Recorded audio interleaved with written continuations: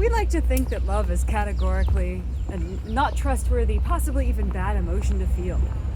It's easily the most, to me, evil of the emotions, in that it is very easy for love to trick people into any action they commit in order to feel more of it, or under its influence to be a positive action.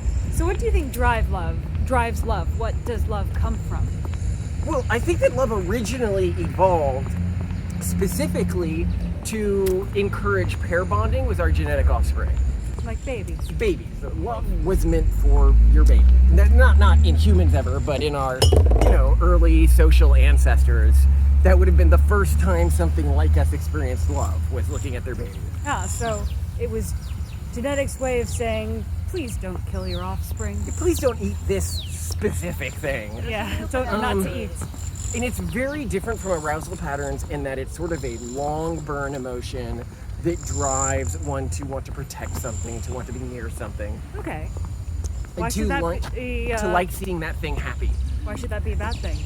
Well, because it then began to get hijacked by other systems as humans, as we evolved. Began to be hijacked by our pair bonding system to help increase sort of stability of long-term relationships. And it even began to ascribe itself to tribes. So the emotion that many people talk about feeling for like a sports team appears to be a love emotion.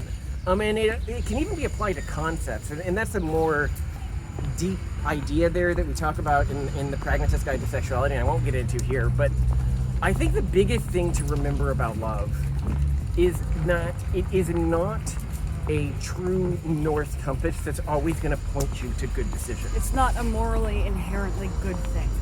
Mm-hmm. It's just your body thinking, I think I'm going to be with this person for a long time. Or thing or group.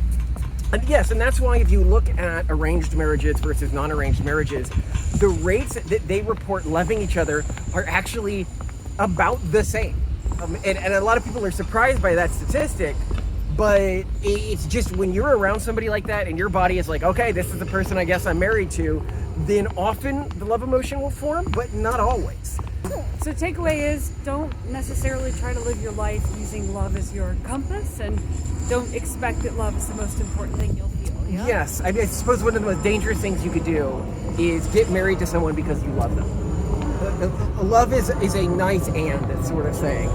It is not a guide to who you should choose as your long-term partner. And actually, Simone, when you and I were dating, one of the things that we talked about a lot was the fear that we may make the wrong decision about whether or not we should marry each other under the influence of love. That is true. Watch out for that dog. Thank you. Dog poop. Yeah, that's what it was for us. We were watching out for that dog poop of love in our brains that was causing us to see each other through rose-tinted glasses.